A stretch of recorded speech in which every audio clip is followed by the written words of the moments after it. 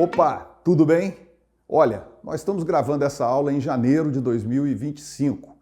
Agora, no país, mais de 5.600 municípios estão reiniciando uma nova gestão. Aí você vai dizer assim, não, mas tem município em que o prefeito foi reeleito. Mesmo assim, nesses municípios, o primeiro mandato de quem foi reeleito não vai ser igual ao segundo mandato. Ou seja, o segundo mandato é um novo mandato com um planejamento estratégico completamente diferente, é um novo momento e aí os servidores, colaboradores vão precisar se adaptar a esse momento.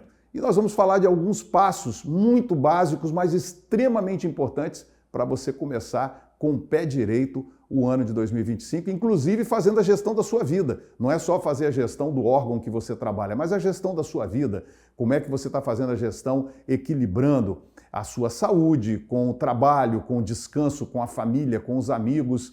Tudo isso é muito importante e tem que estar envolvido no novo planejamento. Alguns passos são importantes para cumprir o planejamento. Vamos lá? Então a primeira coisa, ela é muito básica, mas ela é muito negligenciada. Vamos lá? Vamos ver?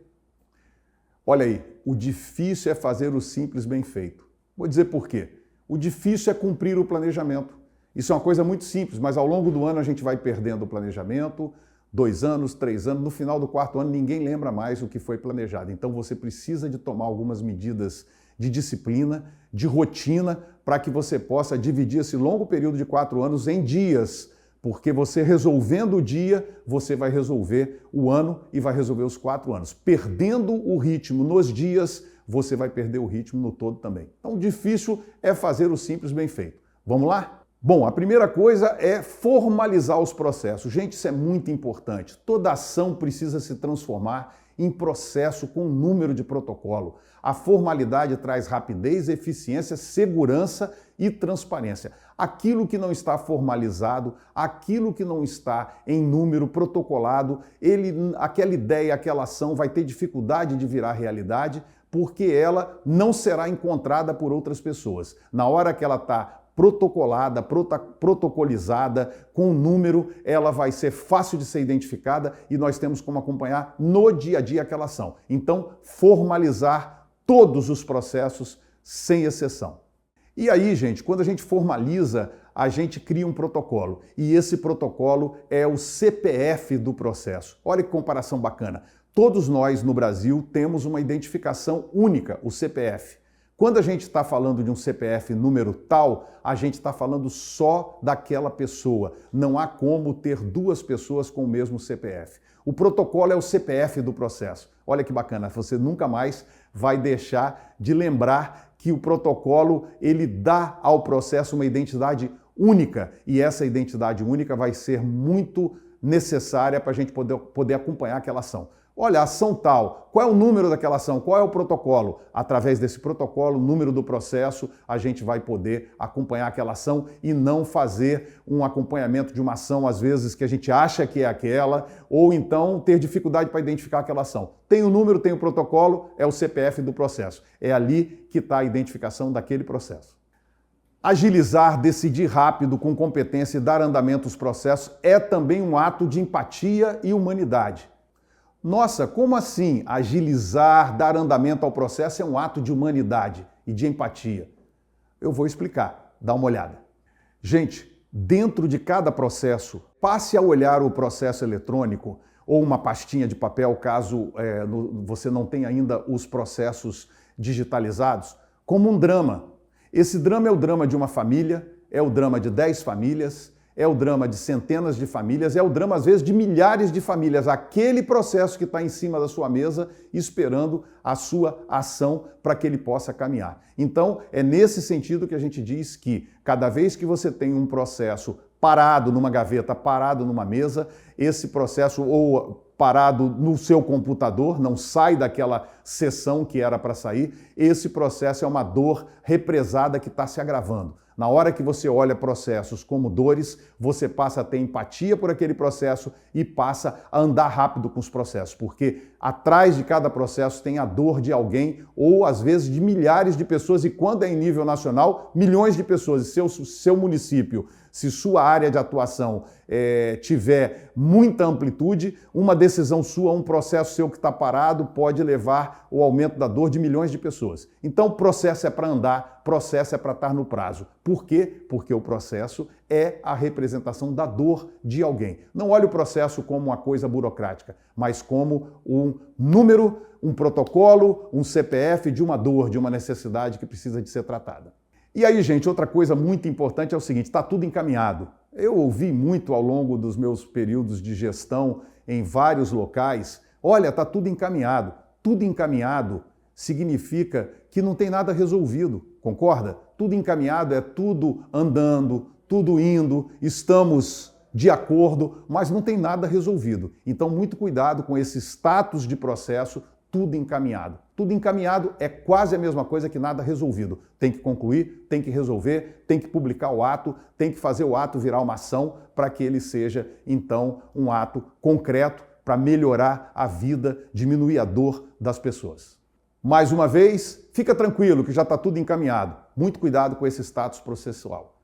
Tudo encaminhado e nada é quase a mesma coisa. Muito cuidado. É preciso concluir aquilo que está encaminhado. E uma forma muito rápida e muito eficiente de você controlar o dia a dia, lembra que eu falei que você tem que resolver o dia para poder cumprir as metas da semana, do mês, do ano ou dos 4 anos de gestão. Uma coisa muito simples é fazer uma matriz decisória. Essa matriz decisória, ela tem a data, ela tem quem é responsável e ela tem o andamento da ação. Com a matriz decisória, você tem como acompanhar aonde está o processo, pelo número dele, pelo CPF dele, com quem está e se ele já saiu daquela pessoa, porque o prazo para sair da mão daquele setor, ele já se foi. Então, é melhor que você use o nome da pessoa, do responsável, do que o setor. O setor pode ter várias pessoas, então é importante que você saiba quem está com aquele processo, em qual prazo, para que a matriz decisória, o nome já diz, matriz, registro, estrutura, o raio-x da decisão, matriz decisória, para você poder acompanhar o andamento daquele processo. Isso ajuda muito, isso pode ser feito num caderno, isso pode ser feito numa planilha Excel, isso pode ser feito num bloco de notas de computador, de celular, mas é importante estar registrado. E você pode usar cor também. Cor vermelha, cor amarela e cor verde. Verde é para o que está resolvido, amarelo é para aquilo que está andando, mas aí já está correndo risco, e vermelho é aquilo que está atrasado e que você precisa acelerar. Então, quando você abre a sua matriz decisória, você vai ver um monte de cores. Você vai primeiro no vermelho, depois no amarelo e no verde você checa por final, porque se você já classificou como resolvido, é só mesmo acompanhamento. Isso ajuda muito, é muito simples, mas ajuda muito.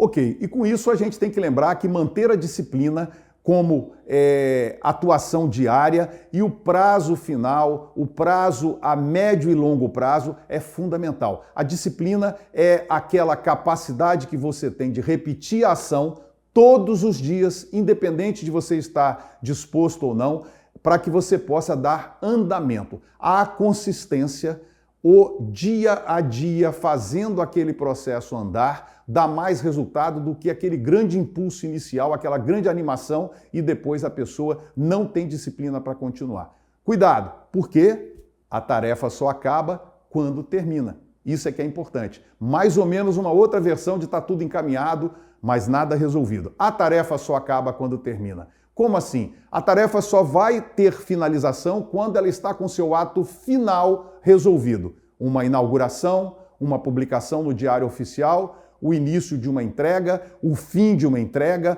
o acompanhamento de um serviço permanente, enfim, a tarefa só acaba quando termina. A gente, às vezes, no dia a dia, a gente tem a impressão de que uma tarefa está concluída e ela não foi concluída. Por exemplo, eu passei um processo meu para ser publicado no Diário Oficial e não chequei o Diário Oficial no outro dia.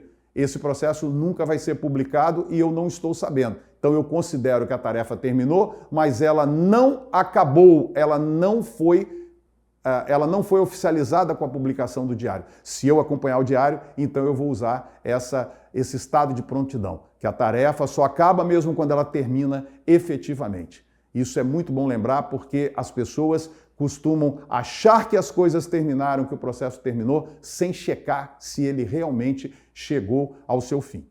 Gente, então nós podemos ver a gestão, nós podemos ver o andamento do ano, mesmo numa decisão pessoal nossa de emagrecer, de atingir uma meta de exercício físico, como um trem que ele tem uma estação inicial no início da gestão, no início do ano, e ele tem as etapas intermediárias, que seriam as semanas, os dias, os meses, o semestre. Esse trem, se ele passar atrasado nas estações intermediárias, ele não vai chegar ao seu destino no dia e na hora certa. Se você pega um trem e vai para uma cidade passando por uma outra cidade, essa cidade que é a etapa, a estação no meio da viagem, se você não chegar no horário previsto nessa primeira estação, por algum problema, você vai chegar atrasado na última estação, não é assim? Então lembrar que o trenzinho da gestão ele precisa de andar, essa matriz decisória precisa de andar toda cumprindo os horários, os dias, checando isso para que a gente chegue no final do ano, no final dos 4 anos de gestão, cumprindo todas as entregas. Isso é muito importante, lembra da história do trenzinho. O trenzinho precisa de passar nas estações intermediárias, no horário certo, que são as etapas, para que ele chegue no destino final, no dia e na hora certa, quando a gente faz a entrega daquela ação. Gente, e cumprir prazos deve ser visto por nós que trabalhamos com entregas como sagrado.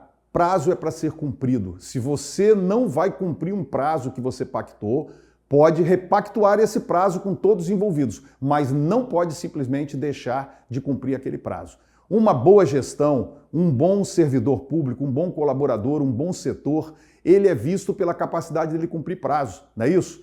Quem cumpre prazo é muito bem visto como competente. Quem não cumpre prazo, ele leva a uma insegurança, ele faz com que a pessoa não tenha certeza se aquilo ali está eficiente, porque o primeiro sinal de ineficiência é não cumprir o prazo.